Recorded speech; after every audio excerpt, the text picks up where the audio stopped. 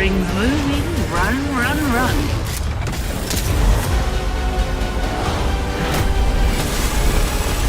Death awaits. Hey everybody, welcome to another episode of our Devstream. It is March, I can't believe that, of 2021, and we're here to talk about our next collection event called Chaos Theory.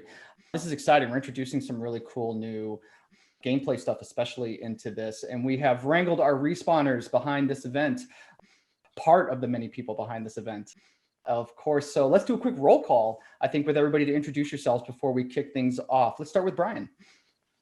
Hi there, I'm Brian Vidovich. I'm a game designer on modes and event stuff. Awesome. Rand. I'm Randall Stair. I'm the level designer for the Cosmic TT. Ooh, that's going to be fun to talk about. Bilal? Hi, I'm Bilal Arshad. I'm a narrative designer here working on teases and other narrative stuff. Another fun thing to talk about. John? Hello, I am a live balance designer concerned with all things legend and weapon meta. Eduardo? Hi, I'm Eduardo Agostini, World Director for Vancouver. And last but certainly not least, Mr. Eric. Hey, I'm Eric Genovese, working on gameplay design, work on weapons, loot, and ranked. There, great to see the Fuse mustache staying strong month 2 on Devstreams, Eric. That's awesome. And Fuse being a hit for season 8, which is really exciting. Great to see what players are doing with them. But let's get into Chaos Theory. I think the first thing to get off and talk about, I'm really excited about, is this town takeover. We had Pathfinder before with Fight Night, and that was a lot of fun with the boxing ring. And now we got something brand new with Caustic. I think to kick things off, now we've been doing a series of teases, and this has been historically something we've always done in Apex with our storytelling. Bilal, I know you've been driving a lot of that for this. So why don't you guys just kind of talk about how this came together and what's the story you're telling leading up to Caustic and how that's going to play? Yeah, so lately things have not been super easy for Caustic, especially with his relationship with Watson being strained. So there are sort of signs that we're trying to show that he's a person who doesn't have much to lose. So he's willing to embrace a darker side than what most people sort of expect of him, even though he's a pretty dark character at times. So this huge opportunity of the amount of toxin we've introduced in the first update with 8.0. You know, he's sort of trying to piece that together and see what he can do with it and convince people to basically create his town takeover. The tease was an exciting part to work on. We wanted to try something new. Working on narrative stuff in a battle royale is always tricky, primarily because it's not a single player game. So it presents a lot of unique opportunities and challenges that we try to tackle. So what we did for the first time in a very long, like I think the first time in Apex, is we sort of took over the map intro screen. So the tease was sort of broken down into 4 phases. The first phase, we actually show a character on the map intro screen for the first time. So you see Caustic, which was super exciting for the team, and was sort of the kickoff for our tease to show something is about to go down. One of the tenets of the tease is the VATs that you'll see in the town takeover itself, but we sort of brought them in before in each of the phases. And so as the phases change, the VATs sort of start from the crash ship location and breadcrumb players towards the actual location of the town takeover. One of the most exciting parts about it is anytime you see a VAT pre-8.1 launch, that means there's an audio log that Caustic's left behind close by. So it was a really cool tease to work on, working with Ed, Rand, and a bunch of narrative folks like Amanda who are not here. So it was a lot of fun to try and get people to pay attention. I'm excited to have for these teases and the players out there because it's the character. I think the players, he's intertwined with so many other characters in the world, and it's interesting to see like him get fleshed out more. I think he's one of those characters people really want to know more about, and we've already added a lot of mystery to him as well. As far as the town takeover itself, like what can players kind of expect when they're kind of exploring this space or fighting in it? So the town takeover itself is, well, it's basically based around our toxic element, and our toxic element naturally kind of became our major gameplay hook in the space. There's a lot of challenges there with that because, that can be a slippery slope where you're overpowering something and people are not going to like that. Caustic is a pretty spicy character in general. You either love him or you hate him. If you play him, you love him. If you don't, you hate him. And we didn't really want that experience to be front and foremost in the town takeover. So we decided to put the ability to play with gas inside, but giving players the ability to turn it on and turn it off. That way it doesn't really feel like you're walking into space that's going to be completely overrun by caustics and have that feeling of caustic, which is, kind of the way that our other part of the map works with the bunker. You get into the bunker. If there's a caustic in there, you know what you're in for. You know what to expect in that experience. We kind of didn't want to replicate that going into the caustic TT because that's something that people have already experienced. So we wanted to bring something new to it and let everybody play with the gas and not just caustic this time around. It's been a lot of fun to work on it. We've seen a lot of crazy things happen inside of there. The other piece of the puzzle there is, Caustic is a scientist, and we call him an evil scientist, but is he really? Maybe he's just more of a genius, right? And that's kind of like how we tried to play him up in here too, is that there's always something going on in the background. He's thinking about something. So what could he be doing with this gas? Well, maybe he's trying to learn something from it, or maybe make it better for future use. So we also have this idea of being trapped in the space. And this also plays a very integral part to how you're going to move through it and fight in it and get the goodies in it. Well, we've taken that loot and we put it inside of these traps. And those traps are what's the most fun about this space, because you want to get that stuff, but you also got to go through the toxins to get to it. And that's also where the button comes into play. You press the button, the toxins go away for a limited amount of time, and it gives you a little bit of breather to go in there and collect the stuff that you really want. The gold hop-ups, the gold backpacks, the guns, the armor, all that good stuff is in there. So essentially, there's two major spots to land in the front and the back. Both kind of have an equal opportunity to go in there and press a button. So you've got two buttons, one on each side.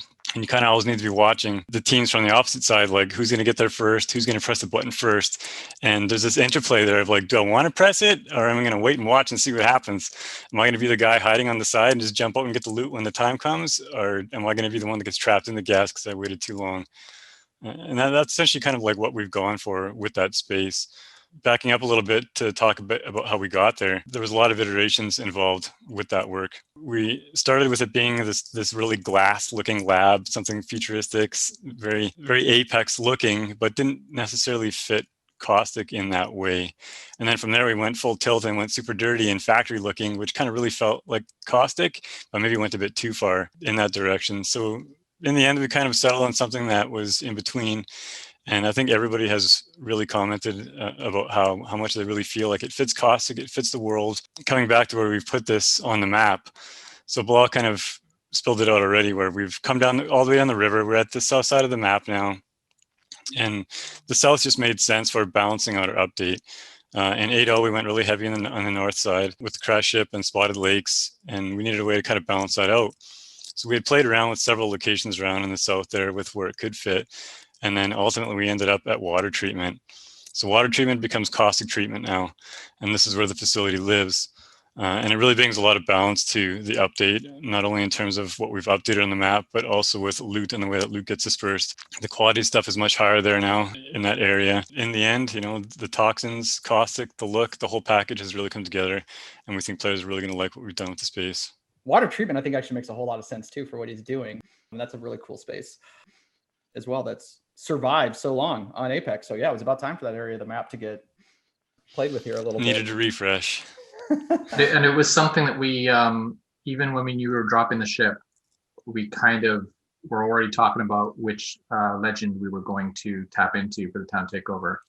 And we felt that we had a story that could actually pay off. We could actually have some synergy between what happens at the beginning of the season and what we see in the middle of the season, which I don't know if we really have done much of that in the past. It's kind of like, hey, here's town takeover, and is a bit separated from the catalyst of the season.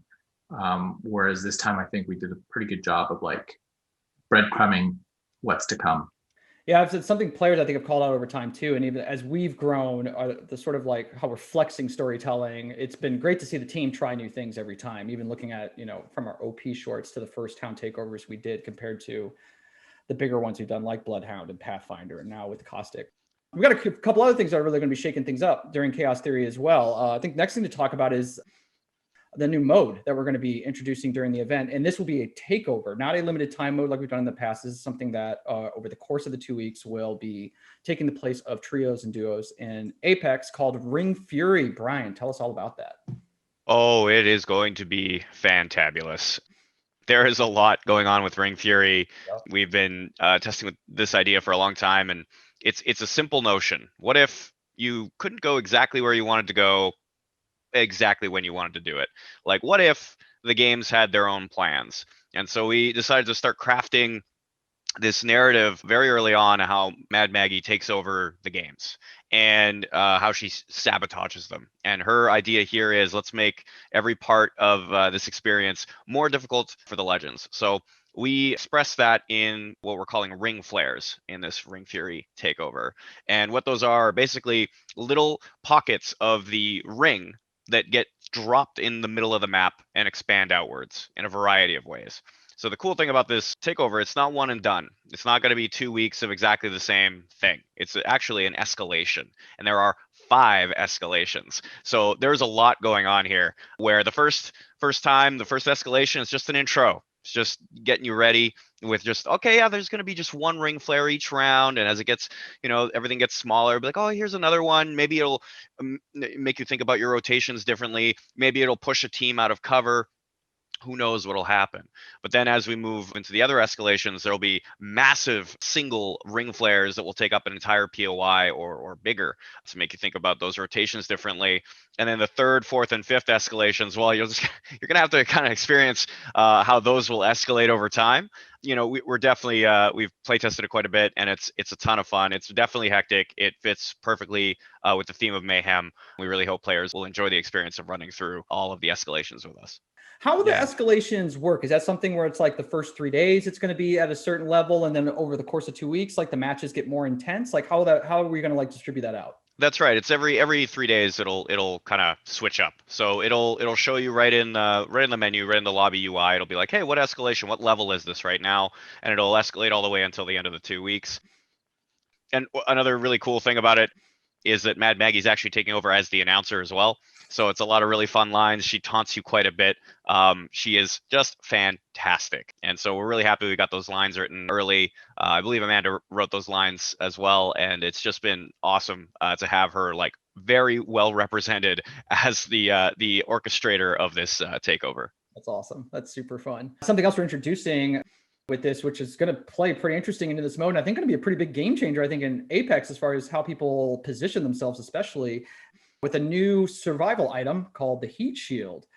Eric, can you break us down how that item is going to work? Because this is crazy.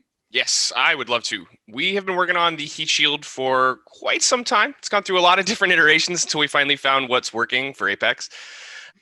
So the Heat Shield, like you said, is designed to sit sort of next to the mobile respawn beacon in terms of being a survival item. And I'll speak a little bit more about what that means later. But to get into how it actually works is when you loot the Heat Shield, you'll be able to throw it out. And if you throw it into the ring, it's actually going to create this protective dome that will keep you safe in the ring. So you will avoid any ring tick damage while you're in there. And one of the really cool things about the Heat Shield is that it actually takes all of that energy that it's protecting you from and converts it into this like fast healing aura. So while you're in there, you're actually able to revive your teammates faster and use your healing consumables faster. And it's really designed to be this sort of comeback mechanic when you're down and out in the ring, or if you're in the Ring Fury mode to sort of combat some of that randomness. So it's a very exciting item, and I think I'm really excited to see what players do with it, because there's a lot of player expression that we're going to see out of this, a lot of creative things that they're going to do, a lot of cheeky plays that I can see coming out of this. And so to kind of get back into the survival item thing, one of the things that we're going to release with the Heat Shield is actually the survival slot. And how that works is in your inventory, we're actually making a new slot that's just for these survival items. So the mobile respawn beacon and the Heat Shield. So gone are the days of dropping Heat Shields for ammo or health items. Now we really want players to have this opportunity to pick up the survival item, coordinate with their team. Oh, who's getting the MRB? Who's going to take some Heat Shields? How are we going to use our utility items to win the game? So I'm really excited to see how all of this interplays and how people combat the Ring Furies. It's going to be a really, really exciting event. Yeah, in addition to the perks, it's got some risks to it involved, well, right? Because the dome itself has HP and is taking damage from the ring. So it doesn't last forever, right? Like it's going to wear out over time. Yeah, so it's really designed to be this kind of like early to mid game bounce back mechanic. We don't want people throwing down a bunch of Heat Shields in the final ring, staying out there and trying to outlast opponents. So you're right, it's got this HP, so in the earlier rounds, it's going to not take very much damage. It'll last a while, but as these rounds increase, as the damage of the ring increases, it will last less and less and less. And so you'll just have to play with it. I challenge you to see how far you can take it into the rings. We think we balanced it pretty well, but only all of you are going to show us if we did a good job there. Very, very cool. Let us know what you think of that, everybody, while you're playing with it, and give us that feedback. Next up, this is a collection event, and like with every collection event, we have a great suite of skins that you're going to be able to earn through challenges and unlock. And the collection boxes, really cool legendaries, and the epics across the board. The skydive emotes, just our animators and artists just really outdo themselves every single time. When I think of how many skins we've made, I'm still impressed by the stuff we make for these characters. In addition to that, getting those, we have our next heirloom, which is Bangalore's. I'm so excited about that. Bangalore's been one of my main characters since like pre-launch. So I've been waiting a long time for this. Cold Steel, that's a very appropriate looking mean knife. I think to close us out here, we do have some patch notes info coming out with this release as well. So we brought in John Larson, our man behind the meta. John, what can we expect in 8.1? Yeah, so first and foremost, let's address the elephant in the room, Pathfinder. His hitbox change in Season 7 put him at approximately the size of a juvenile elephant, and it doesn't make sense for him to retain low profile. So he's definitely easier to hit now, and the data backs that up. So with this update, no more low profile on Path. He's free. Moving on to that gassier, stinkier elephant, which is Caustic. Bilal talked about Caustic's narrative being in a troubled state, but from a gameplay perspective, it's quite the opposite. He is thriving. For many players, Apex's movement mechanics and gunplay promote fast-moving fights. Caustic is brutally effective at slowing engagements down. The entirety of his kit revolves around gas, with a large area of effect, slow, vision obstruction, and direct health damage. His strengths were really brought to the forefront once teammates could play in friendly gas with relatively no repercussions. In matches that last more than 20 minutes, which happens frequently at higher level play, he actually has the highest win rate. So while he's strongest in endgame, it's become clear that his gas is too strong in too many scenarios. So with this update, instead of ramping up gas damage from 6 to 12 per tick, it will damage at a flat rate of 5. On the receiving end, this makes gas damage more predictable and less oppressive when calculating whether or not to push a Caustic setup. And a bit of a side note that I want to bring up, I often see requests for a quality of life change to color differentiate friendly and enemy gas. Right now, the biggest hesitation teammates have when fighting in gas is when two Caustics are involved. With differentiation, it only encourages teammates to play in gas even more, actually making them stronger. All gas should not be easy or fun to fight in, unless you're Caustic, and that's by design. But it's not a zero-sum game, and gas fights simply favor the friendly team over the enemy team too much. Because Caustic fights tend to be drawn out, Caustic often has his ult available in every engagement. Damage-dealing ultimates are meaningful, and players should have to make the calculated decision every time they consider using one. We feel it's appropriate to increase his ult cooldown from 2.5 to 3.5 minutes, which is right between something like Gibby's ult and Bang's ult. So I'm really curious to see how Caustic performs with these changes. Of all the changes we were considering, this one felt most reasonable for both parties. I got a few Caustic mains on my friends list, and I'm eager to hear from the community about how this feels both playing as Caustic and against Caustics. So back to the regularly scheduled program, no more stupid elephant references. Similar to our reasoning with the Caustic ult, Horizon's Black Hole will also get a cooldown increase from 2 to 3 minutes. And we got some other stuff in the works with Horizon. She's pretty strong right now. A different tactical that's also proven to be strong is Gibraltar's Dome. On part of his journey from zero to hero over the past 2 years, we made healing 15% faster in his bubble. And Gibby's pretty strong right now, and it was never super readable in the first place, so we're going to remove the Dome fast heal altogether. Watson still finds success at high level play, and as far as competitive is concerned, I'm curious to see if we'll see more usage from her, given the Caustic changes. But for all of us who are not competitive players, a reason her pick rate is low could be because she doesn't have much selfish power. So we're borrowing a little something from Octane, and Watson will now have passive shield regen. It'll be at a rate of 1 HP per second, which is half the rate of Octane's current health regen, but it will stack with her ult. And man, I feel bad for Rampart. We gave her a meaningful buff at the start of the season, but we also introduced a character that could completely destroy all her walls with one knuckle cluster. We originally wanted to give players the ability to learn that any sort of explosive grenade would actually inflict half the damage of the equipment's starting HP. So this is both for Sheila and walls. However, that message wasn't clearly communicated, and considering Rampart could still use a buff, explosives no longer deal extra damage to her equipment. And this is pretty significant. For example, instead of something like an Arc Star dealing 200 damage to a wall, it will now inflict the standard 70. Okay, let's talk weapons. We're happy with how the Season 8 weapon meta is shaking out, and we're pleased with the 30/30's usage so far. There are 3 weapon changes to mention this time around. The Hemlock's hipfire is on the strong side for a weapon that we think should excel in medium to long ranges.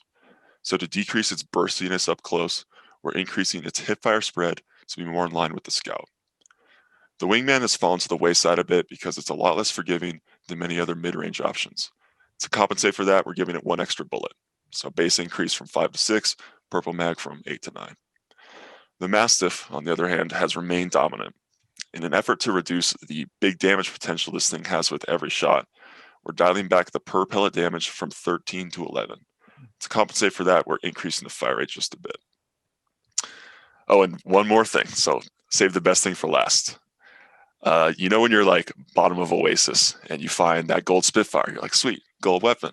And you pick it up and you're like, oh man, it's got Respawn's favorite 1x2 variable sight on it.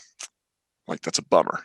So we're kind of updating ourselves. We're coming with the times here, and we say, you know, all ARs and all LMGs will now come with the 2x Bruiser.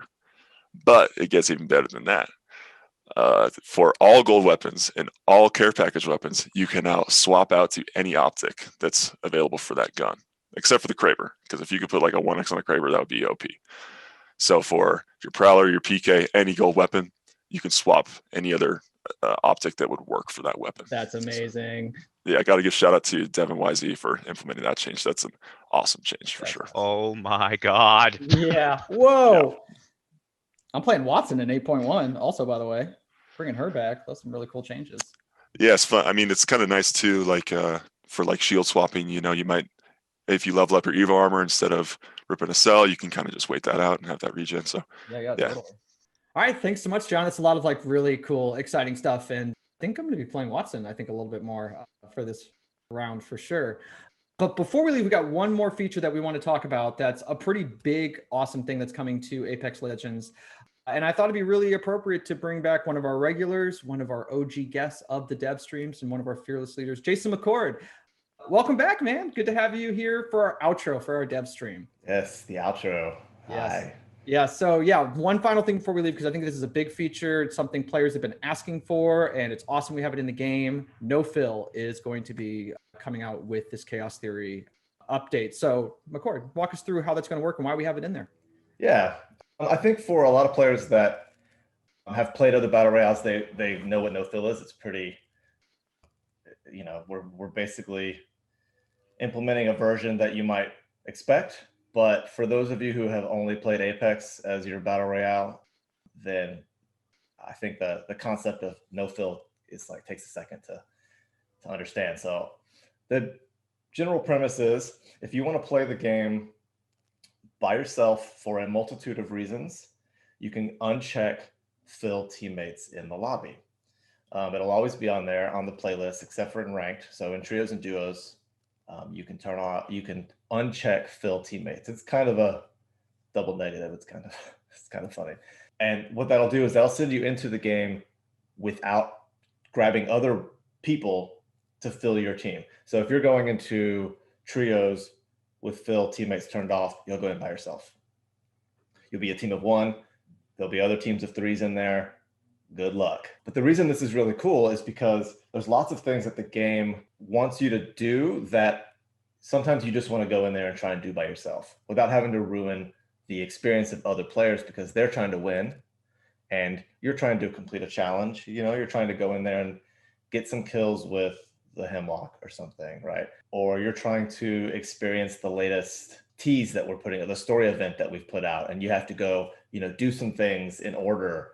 And that can be really hard when you still want to play a match with the people that you get matchmated, and you don't want to just be the random teammate that runs off by themselves to go experience this thing. And there's also lots of opportunities to just warm up, right? You want to go in by yourself. You don't have to worry about winning. It's fine. You're going to die in the hot zone, and you're okay with that. But you're just going to get warm up against real players.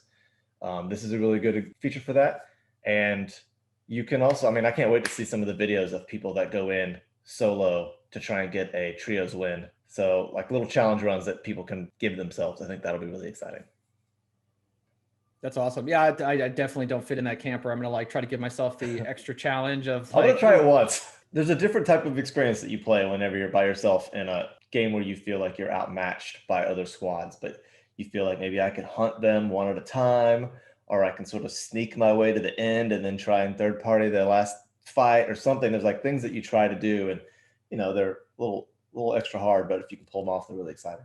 It's awesome. It's awesome. Well, very cool. Well, thank you for popping in here real quick to let us know about No Film for everybody back home. That's part of everything else coming in with this Chaos Theory event, which launches on March 9th. Lots of awesome stuff coming. So play it. Let us know your feedback, how you guys feel about it. We'll be watching, and we'll see you next month on our next Devstream. So thanks so much, guys.